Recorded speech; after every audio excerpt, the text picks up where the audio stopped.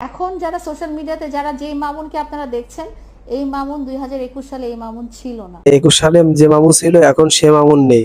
এখন মামুন বড় হয়ে গেছে। আপনি ওরে ফিডার খাওয়াইছেন, ও 21 সালের থেকে ফিডার খাওয়ানো শুরু করেছেন। ফিডার খেয়ে ও এখন 24 সালে মামুন বড় মামুন হয়ে গেছে। আমি গর্ব করে বলতে পারি আজকে ওর যতটুকু উন্নতি হয়েছে এই লাইলার কারণে হয়েছে। লাইলা আপু, আপনি ঠিক বলেছেন। এই মামুনকে আপনি এই পর্যন্ত নিয়ে আইছেন, এটা আপনার অবদান। আপনি ওর কথা গর্ব করে বলতে যে গর্ভবতী হয়ে যেন না, এদিকে সাবধান থাকেন, বুঝছেন? মানে এটা কোনো কথা? ও 10 মিলিয়ন ফলোয়ার হওয়াতে ওর এতটা ফেস ভ্যালু আসে নাই যতটা ফেস ভ্যালু ওর আমার সাথে। লাইলা ভাবি, আপনি ঠিক বলেছেন।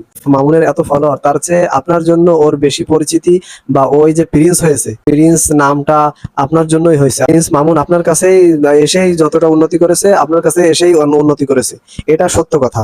আমার চ্যাটার বাল মামুনের সোশ্যাল মিডিয়াতে তার ফেস ভ্যালু একটা ছিল কিন্তু সেটা এই স্টেজে ছিল না। সেটা যেই স্টেজে ছিল সেটা সবাই জানে। রাস্তাঘাটে মার খাইতো, কোন জায়গায় মার খাইতো না। লাইলা ভাবির কাছে আসার আগে প্রিন্স মামুনকে রাস্তাঘাটে মানুষ ধুলাই দিত, মারধর করত এবং ফুটপাতে পড়ে থাকতো, ছিঁড়া জামা ছিঁড়া প্যান্ট পরে ঘোরাফেরা করতো।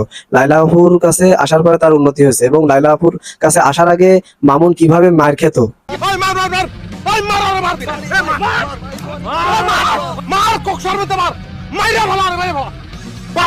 থাক ভাই, আর মারার দরকার নেই। মেলা মারিছেন, কুকসা ফেসায় মারিছেন, ওর কুকসা ফাইটে গেছে ভাই, আর মারার দরকার নেই, মাফ করে দেন। এখনো মরে নাই, তবে মরবো। যখনই রাস্তায় বের হও তোমার লোকজন পিটাইতে আসে, তোমার দেখতে আসে যে তোমার এই অদ্ভুত চুলের কালার, অদ্ভুত ছিঁড়া প্যান্ট, অদ্ভুত স্টাইল। মামুনকে দেখলে আসলে মানুষের বাচ্চার মতো মনে হয় না, ওরে আসলে বান্দরের বাচ্চার মতো মনে হয়।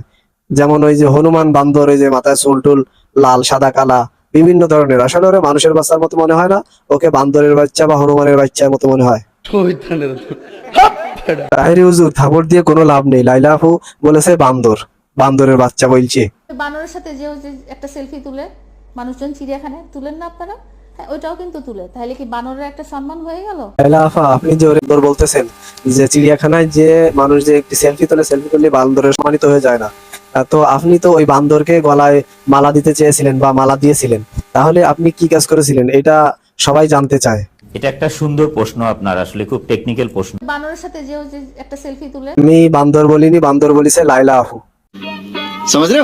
বানরের সাথে যে একটা সেলফি তুলে। বাইরে তুই এখন আমার চোখের সামনে থেকে যা, জলদি যা, নাহলে বললাম খবর আছে। যারা আমাদের এই ভিডিও দেখছেন বা দেখতেছেন, সবাইকে অনুরোধ করবো আমাদের চ্যানেলটি সাবস্ক্রাইব করে বেল বাটনটা অন করে দিবেন এবং ভিডিওটিতে একটি লাইক দিয়ে শেয়ার করে দিবেন। এই ধরনের আরো নতুন ভিডিও দেখতে অবশ্যই আমাদের চেষ্টা থাকবেন। সবাই ভালো থাকবেন, সুস্থ থাকবেন। আল্লাহ হাফেজ।